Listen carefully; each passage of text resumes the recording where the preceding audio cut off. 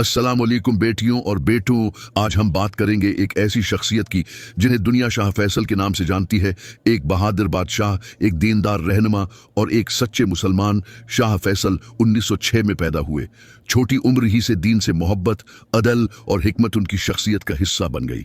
सिर्फ 13 साल की उम्र में उन्होंने यूरोप और अमेरिका का दौरा किया और दुनिया को करीब से देखा, लेकिन दिल हमेशा इस्लाम और अपने वतन के लिए धड़कता रहा।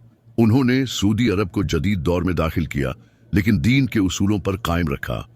OIC Organisation of Islamic Cooperation के बानियों में शामिल हुए ताकि दुनिया के मुसलमानों को एक प्लेटफार्म पर लाया जा सके।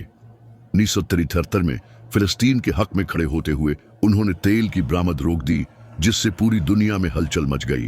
ये फैसला बताता है कि ईमान और कौमियत किसी दौलत से कम नहीं। 25 मार्च 1975 को शाह फैसल को गोली मारकर शहीद कर दिया गया, लेकिन उनकी याद, उनके अल्फाज और उनके फैसले आज भी जिंदा हैं। शाह फैसल की जिंदगी हमें ये सिखाती है कि ईमान, अदल और हौसला यही एक रहनुमा को अमर बनाते हैं। अल्लाह शाह फैसल पर अपनी रहमत नाजिल फरमाए। आमीन।